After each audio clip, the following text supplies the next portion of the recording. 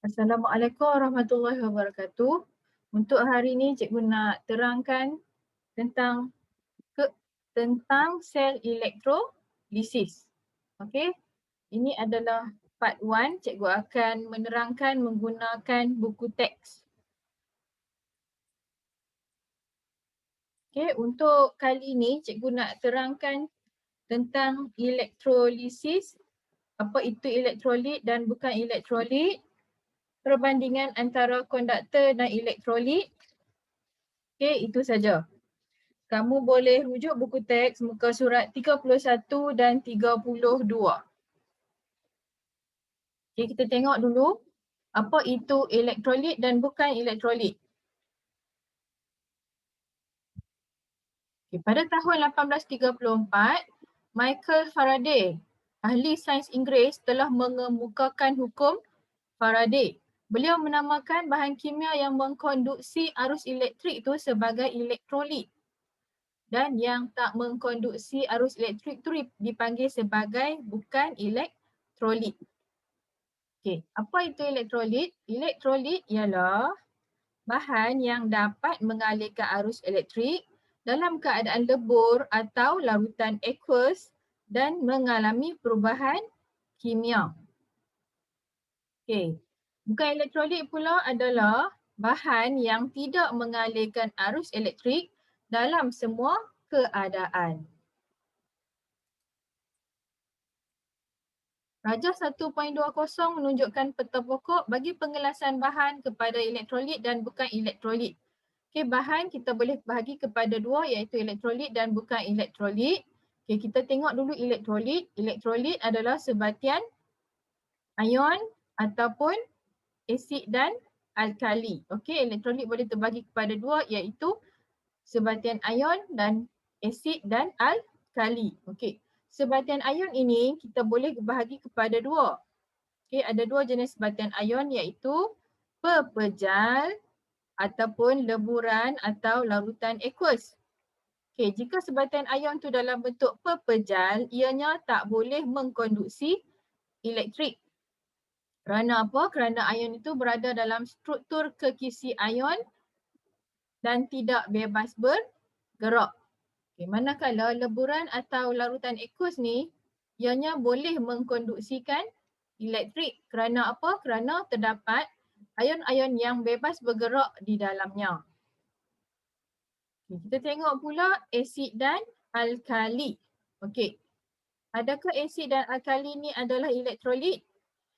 Okey, kita boleh bagi kepada dua iaitu tanpa kehadiran air dan juga dengan kehadiran air. Okey. Tanpa kehadiran air, asid dan alkali tidak boleh mengkonduksi elektrik kerana tidak ada ion-ion yang bebas bergerak. Tapi dengan kehadiran air, asid dan alkali ini akan mengion dalam air.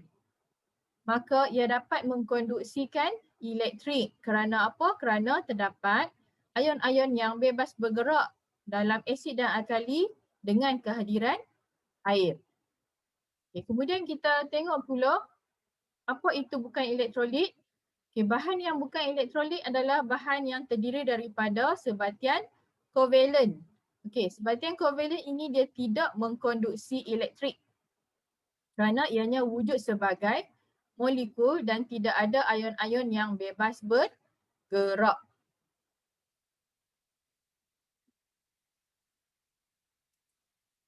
Bolehkah anda mengenal pasti bahan elektrolit dan bahan bukan elektrolit? Okay, elektrolit adalah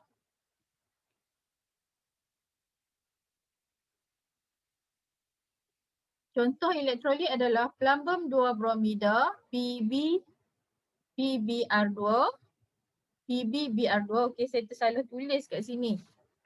PbBr2.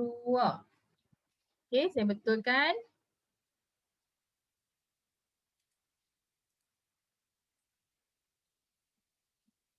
PbBr2. Okey, itu adalah plumbum 2 bromida dan juga natrium klorida NaCl adalah contoh bagi elektrolit. Okey. Kerana kedua-duanya adalah sebatian ion, maka ia boleh mengkonduksikan elektrik dalam leburan dan larutan aqueous. Kerana apa dia boleh mengkonduksikan elektrik? Kerana di dalamnya terdapat ion-ion yang bebas bergerak dan ion-ion ini membawa cas. Okey, kita kenal pasti pula apa itu bukan elektrolit. Okey, bukan elektrolit contohnya adalah asetamida, CH3CONH2 dan juga glukosa, C6H12O6. Okay, kenapa ianya bukan elektrolit? Kerana kedua-duanya adalah sebatian kovalen, maka ia tidak boleh mengkonduksikan elektrik dalam keadaan leburan atau aqueous ataupun dalam sebarang keadaan. Kerana apa? Kerana ianya wujud sebagai molekul, maka tidak terdapat ion-ion yang bebas bergerak. Jadi tidak ada ion yang membawa cas. Jadi saya harap kamu dah tahu apa beza elektrolit dan juga apa beza bukan elektrolit. Okey, jom kita tengok gambar rajah ini. Gambar rajah 1.21 menunjukkan elektrolit dapat mengalirkan arus elektrik kerana terdapat ion-ion yang bebas bergerak. Okey, dekat sini ada leburan plumbum 2 bromida PbBr2, elektrod kabel, wayar penyambung, mentol menyala, mentol, bateri. Okey, bila dipanaskan, apa yang akan ada dalam ini? Kita akan jumpa Pb2+, ion plumbum. Kita akan jumpa ion bromida. Okey, ion-ion ini bebas bergerak menyebabkan mentol ini menyala. Kerana apa? Kerana leburan plumbum 2 bromida boleh mengkonduksikan elektrik. Okey. Selain daripada itu, ini leburan. Okey. Yang satu lagi kita ada larutan aqueous.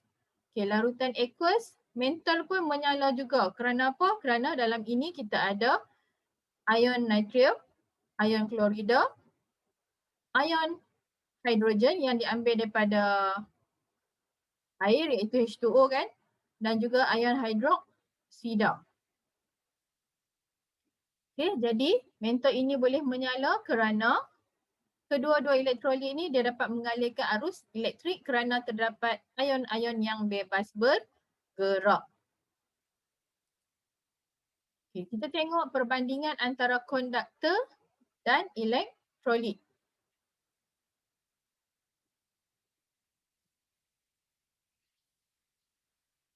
Okay, apa bezanya? Yang pertama, konduktor ialah bahan yang mengkonduksi elektrik dalam keadaan pepejal atau leburan tetapi tidak mengalami perubahan kimia. Okay, elektrolit pula adalah bahan yang mengkonduksi elektrik dalam keadaan leburan atau larutan aqueous. Okay, nampak tak bezanya? Kalau konduktor dia berada dalam keadaan pepejal atau leburan, tapi elektrolit dalam keadaan leburan atau larutan aqueous. Okay. Konduktor tidak mengalami perubahan kimia, tetapi kalau elektrolit dia akan mengalami perubahan kimia. Okay, itu yang pertama. Okay, yang kedua, konduktor adalah bahan yang mengalirkan arus elektrik tanpa mengalami penguraian. Manakala elektrolit adalah bahan yang mengalirkan arus elektrik dan mengalami penguraian kepada juzuk unsur-unsurnya. Okay, apa maksud penguraian? Penguraian bermaksud dia menjadi sesuatu yang lain. Contoh, kalau kita ada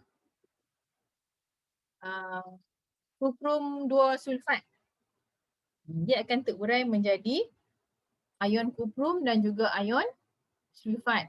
Okay, kalau konduktor dia kekal seperti biasa, dia tak berubah menjadi cas ataupun apa-apalah. Okay. Yang ketiga,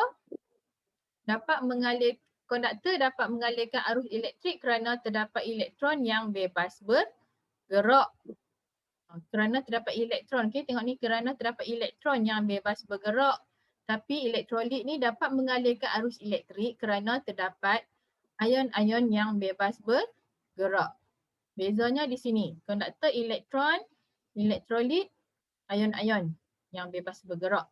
Okay, yang keempat, untuk konduktor, kekonduksian elektrik semakin berkurang apabila suhu semakin meningkat.